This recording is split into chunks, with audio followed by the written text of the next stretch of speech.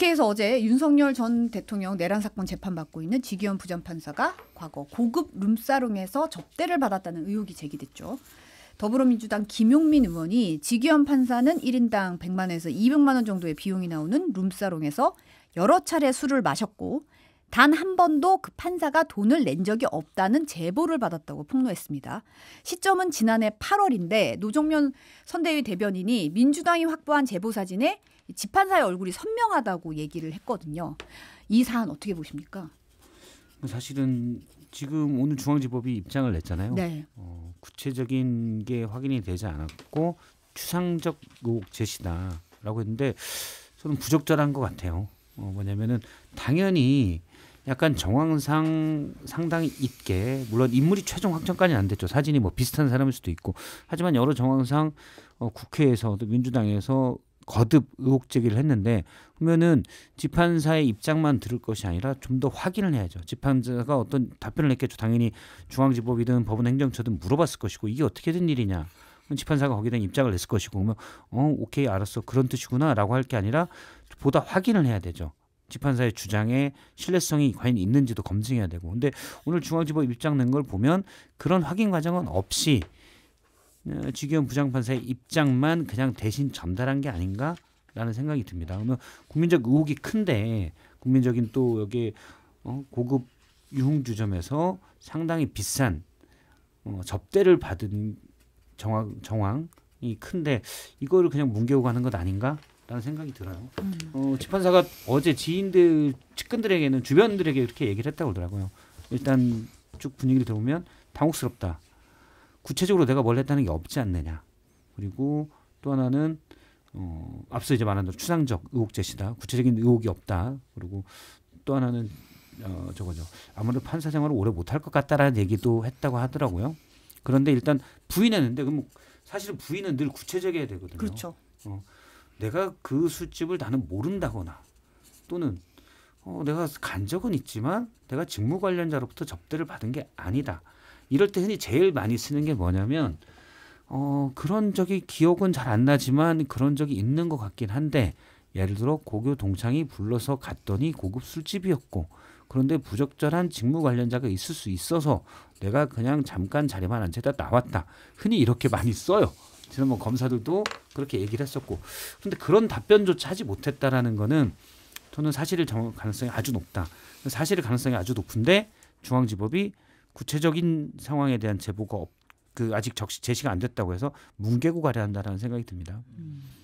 해명의 강도가 약해요. 그래서 사실이지 않을까 그렇게 좀 추측을 해보는데 만약 진짜로 안 갔다면 그런 일이 없다면 사실 무근이다.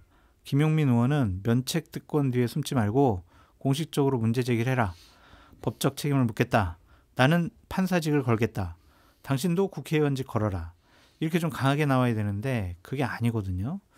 그래서 좀 뭔가 무슨 일은 일어나지 않았을까라는 좀 생각이 들고 대법원에서 사실관계를 확인한다고 했으니까요. 좀 명확하게 이 사건에 대해서 사실관계, 진실을 좀 밝혔으면 좋겠습니다. 근데 저는 사실 서울중앙지법이 어제 의혹이 제시됐고 오늘 기자단 공지를 낸 거예요. 기자단 대상 공지를 내면서 입장을 밝힐 만한 내용이 없다고 밝힌 것 자체가 상당히 부적절한 거 아닌가라는 그렇죠. 생각이 들어요. 왜냐하면 보통 우리가 상식적으로 봤을 때 어쨌든 내부적으로 이걸 확인하는 단계를 밟고 있다 정도는 얘기를 하면 우리가 뭐 당사자 얘기도 들어보고 의견 진술도 들어보고 이런 절차들이 있잖아요. 이런 감찰 이게 사실은 공직선거법 위반 소지가 김영란법 위반 청탁금지법 위반 소지가 있기 때문에 그 위반 소지에 있는 부분은 우리가 지금 확인하는 절차를 밟고 있어서 지금 당장은 뭐 입장을 밝힐 만한 상황이 아니라는 게 되게 지극히 상식적인 내용의 답변이 있는데 지금 보면 의혹의 진위 여부가 밝혀지지 않았다. 이거는 밝혀지지 않았으니까 밝혀야 되는 부분이 그렇죠. 있는 거고 해당 의혹 제기의 내용이 추상적일 뿐만 아니라 구체적인 자료가 제시된 바 없다. 이거를 내가 만약 결백하다면 이 부분을 밝힐 거에 대해서 내가 지난해 8월에 이런 거기 때문에 이건 안 했다라고 얘기를 하든지 뭔가 구체적으로 제시하는 부분도 있어야 되거든요. 분명히. 너무도 모호한 답변이 나왔어요. 그렇죠. 그러니까 아니라고 못하잖아요. 밝힐 입장이 없다는 거지. 아니라고 못하는 거 보면 간 것 같아요. 이건 이제 추측인데 이 모호한 해명은 약간 느낌상으로 지금 댓글로도 좀 얘기를 하는데 싸우자는 거냐? 약간 이런 느낌은 그렇죠. 또 준다라는 거죠. 이런 식으로 얘기가 나오는 게. 싸우자는 거일 수도 있고 겁먹은 거일 수도 있죠.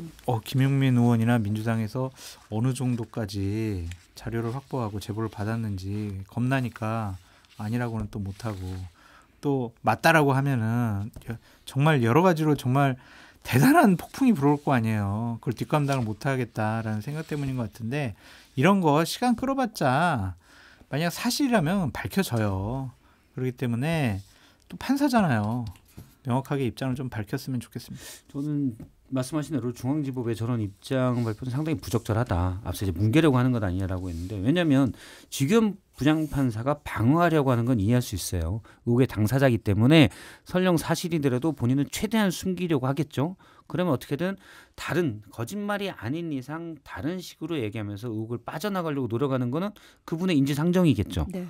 그런데 법원의 입장은 다릅니다. 중앙지법은 중요한 재판을 또는 설령 중요하지 않은 재판이라고 하더라도 고위급 판사가 아주 큰 향응을 받았다. 이거는 일단 형사법 위반이잖아요. 형사고시법 위반이잖아요. 반복적으로 4,500만 원이 되는 술자리에 갔다. 그러면 청탁금지법 위반인데 여기에서 의혹의 당사자 얘기만 듣고 전할 뿐이거든. 지금 보면 그건 부적절하죠. 당연히 이거는 사실 확인의 또 다른 주체는 중앙지법이 해야 돼요. 법원이. 근데 법원이 당사자 얘기만 듣고 지금 뭉개고 있다. 부적절한 행동이라고 봅니다. 자정은 스스로 이루어져야 되는데 그렇지 않으면 예. 또 의혹이 계속 일어날 수밖에 없는 거고 지금 한겨레 보도에 따르면 이제 해당 유흥주점 운영자가 우리 가게는 룸사롱이 아니라고 부인을 했다는 겁니다. 그런데 다만 지난해 12월에 내가 가게를 다시 인수해서 지난해 8월 시점에는 가게 운영상을 잘 모른다고 이제 약간 여지를 뒀다는 거예요. 물론 그때도 뭐 룸사롱을 운영된 건 아닌 걸로 보지만 아무튼 나는 그때는 몰라 뭐 이런 입장이라는 거고. 그런데 유튜브 매체죠. 뉴탐사가 또 다른 지기현 부장판사의 룸사롱 접대 의혹이 제보됐다고 보도를 했습니다. 제보자는 지 부장판사의 사법연수원 동기인 변호사인데 어느 날 이제 유흥주점으로 불러서 결제하겠다. 한 번에 700만 원이었다.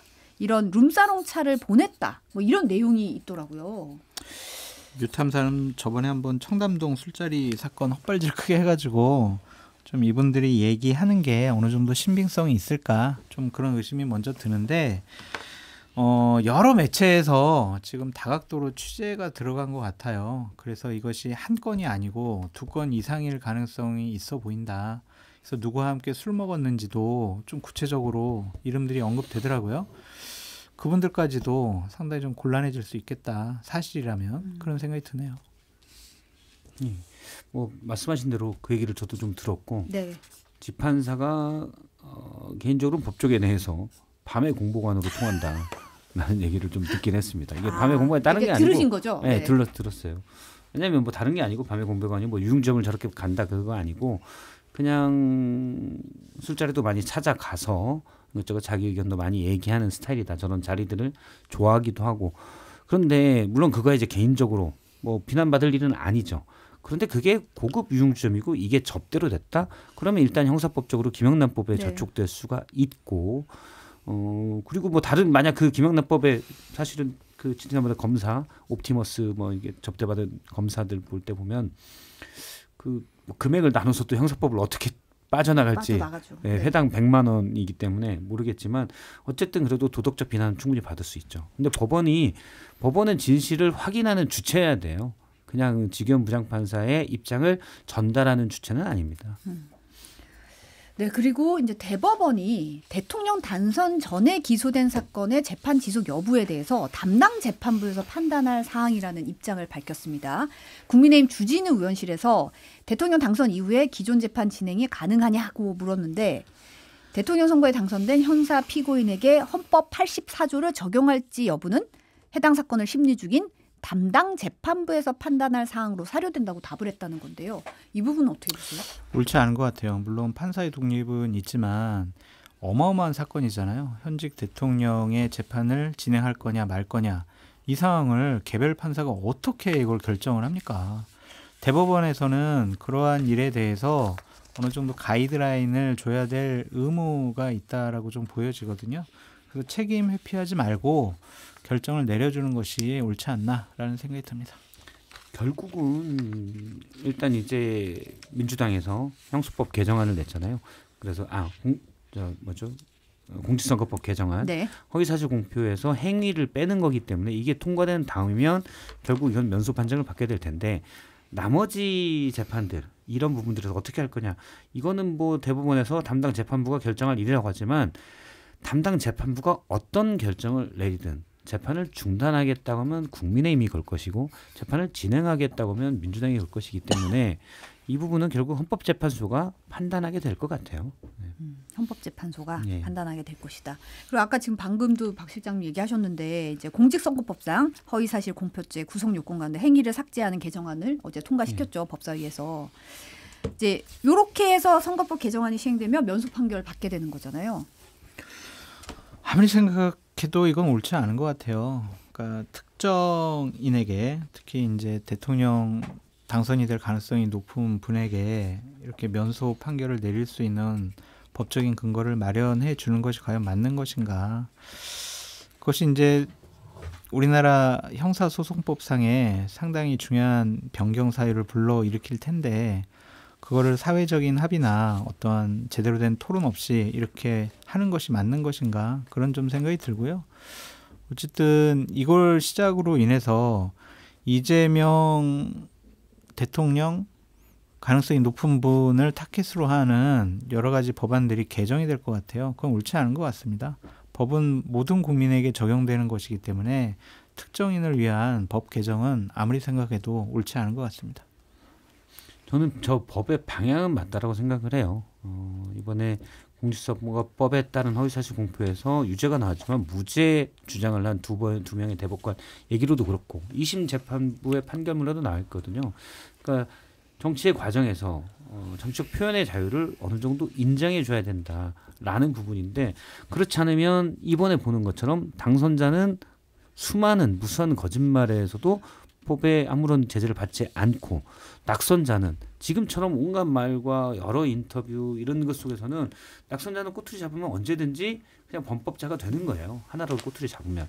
그래서 저는 저 법은 개정되는 게 맞다라고 생각을 하는데 최소한 뭐 경력이나 예를 들어서 전과, 재산 이런 아주 명확한 사실로서 나오는 거 빼고는 그냥 이거는 유권자들이 판단하게 해야 된다는 게 맞는 방향이라고 생각하는데 지금 이제 개정이 되고 역시 형수법 개정안도 마찬가지고 이렇게 되는 것들은 이제 이재명 후보 1인을 위한 것 아니냐라는 비판을 충분히 받을 수 있고 그거는 이제 민주당이 감당해야 될 부담이라고 생각을 합니다. 당선자나 낙선자를 기준으로 법 적용의 잣대를 다르게 규정을 한다라는 것은 좀 옳지 않다라는 저는 개인적인 생각을 갖고 있고 이러한 면소 판결을 받게 되는 법들을 개정을 하게 되면은 더욱더 허무맹랑한 법안들이 많이 나올 것 같아요. 충성 경쟁으로 의원들이 이런 법안들을 낼 것 같은데 얼마 전에 형사소송법 개정안 나왔잖아요. 민영배 의원이 한 것. 이재명 당선인 대통령이 무죄 받을 게 명확하면은 재판은 그대로 진행해도 된다. 이런 개정안도 지금 제출되어 있는 상황이에요. 이게 맞습니까? 어떻게 무죄 나올 거라고 명백하게 재판도 진행되지 않는데 어떻게 그걸 알 수가 있어요. 물론 민주당이 억울한 것도 있고 부당하게 정치 검찰에 과한 기소로 어려움을 받고 있는 것도 그런 주장하시는 것도 충분히 이해를 하는데 이거는 아닌 것 같아요. 아무리 생각해도 너무 이건 과잉입법이다 그런 생각이 듭니다.